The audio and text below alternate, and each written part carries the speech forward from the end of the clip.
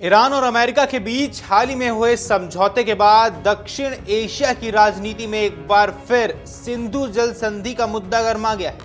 Pakistan people's party यानी कि PPP के अध्यक्ष और पूर्व विदेश मंत्री बिलावल भुट्टो जरदारी ने भारत को लेकर एक बार फिर तीखा बयान दिया है। उन्होंने कहा है कि पाकिस्तान अपने हिस्से के पानी पर किसी भी तरह का समझौता नहीं करेगा और अगर भारत पानी के प्रवाह को रोकने या सीमित करने की कोशिश करता है तो इस्लामाबाद उसका जवाब देने के लिए पूरी तरह से तैयार है। बिलावल भुट्टो का यह बयान ऐसे समय पर सामने आया है जब भारत और पाकिस्तान के बीच सिंधु जल संधि को लेकर तनाव लगातार बढ़ रहा है।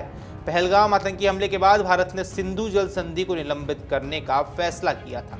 इसके बाद पाकिस्तान लगातार अंतर्राष्ट्रीय मंचों पर इस मुद्दे को उठा रहा है और भारत पर दबाव बनाने की कोशिश भी कर रहा है। हालांकि भारत ने अपने रुख में कोई बदलाव नहीं किया है। ऐसे में आइए अब आपको बताते हैं आखिर बिलावल भुट्टो ने क्या कुछ कहा है।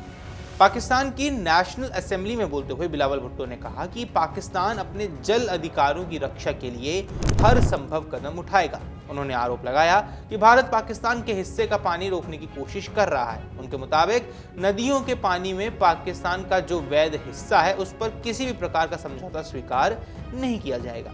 अब बिलावल ने कहा है कि पाकिस्तान अपने अधिकारों और जल संसाधनों की सुरक्षा के लिए संघर्ष करेगा। यदि पानी के बहाव को रोकने का प्रयास किया गया तो उसका सख्त जवाब दिया जाएगा।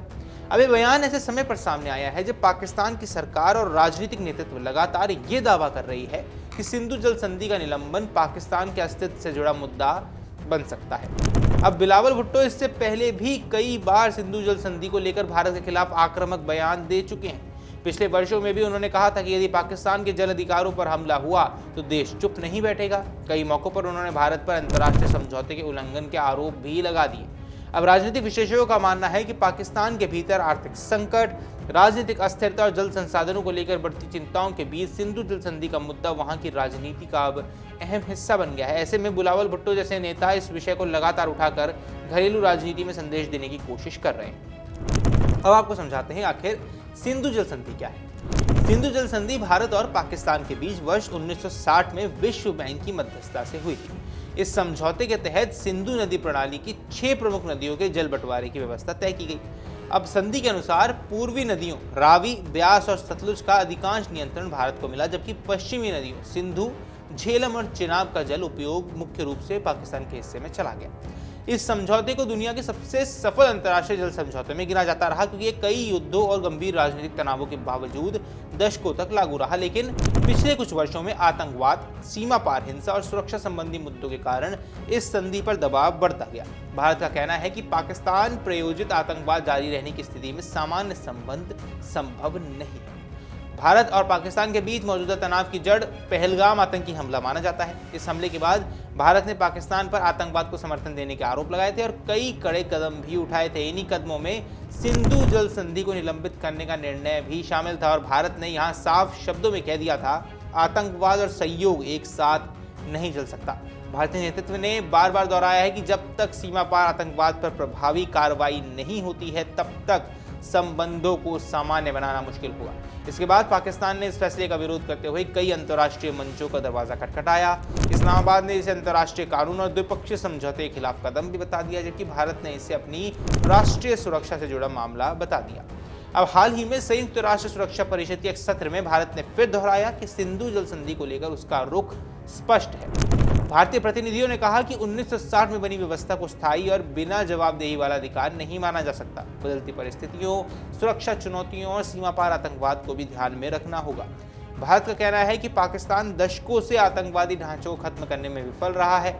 ऐसे में केवल संधियों का हवाला देकर सहयोग की अपेक्षा करना उचित नहीं है। नई दिल्ली ने यह भी स्पष्ट किया है कि उसकी प्राथमिकता राष्ट्रीय सुरक्षा है। अब सिंधु जल संधि का मुद्दा केवल दक्षिण एशिया तक सीमित नहीं है। पाकिस्तान ने यूरोप में भी इस विषय को उठाने की कोशिश की। ब्रसेल्स में आयोजित एक सम्मेलन में पाकिस्तान के उप प्रधानमंत्री और विदेश मंत्री इशाक डार ने भारत के विभिन्न जल परियोजनाओं को लेकर चिंता जताई। डार ने आरोप लगाया था कि भारत कई नई परियोजनाओं पर काम कर रहा है जिससे पाकिस्तान के हिस्से के जल संसाधनों पर असर पड़ सकता है। अब पाकिस्तान का दावा है अगर भारत बड़े पैमाने पर जल प्रबंधन ढांचे का विस्तार करेगा तो भविष्य में इससे कृषि क्षेत्र और जल सुरक्षा पर गंभीर प्रभाव पड़ेगा। हालांकि यहाँ भारत का कहना है कि उसकी परियोजनाएं संधि के प्रावधानों के भीतर हैं और वह अपने वैध अधिकारों का उपयोग कर रहा है।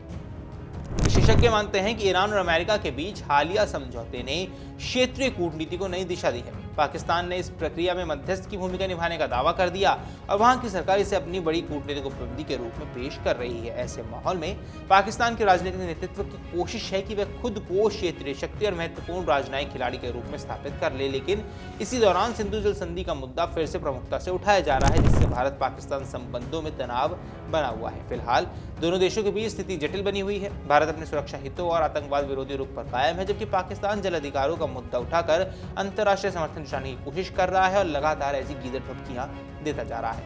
अब विशेषज्ञ मानते हैं कि सिंधु जल संधि केवल पानी का मामला नहीं रह गया है, ये अब रणनीतिक, राजनीतिक और कूटनीतिक संघर्ष का हिस्सा भी बन चुका है। आने वाले समय में ये मुद्दा दोनों देशों के संबंधों में महत्वपूर्ण भूमिका निभा सकता है। बिलावल भुट्टो का ताजा बयान एक बार फिर संकेत दे रहा है कि इस विवाद का समाधान निकट भविष्य में आसान नहीं दिखता है। भारत और पाकिस्तान दोनों अपने अपने रुख पर अड़े हैं। ऐसे में दुनिया भर की नजरें इस बात पर टिकी हैं कि क्या दोनों देश बातचीत का रास्ता अपनाएंगे या फिर सिंधु जल संधि का विवाद आने वाले दिनों में और अधिक गंभीर रूप ले लेगा। अगर आप ये वीडियो YouTube पर देख रहे हैं तो हमारे चैनल को सब्सक्राइब कर बेल आइकन दबाएं और Facebook पर देख रहे हैं तो हमारे पेज को लाइक करें।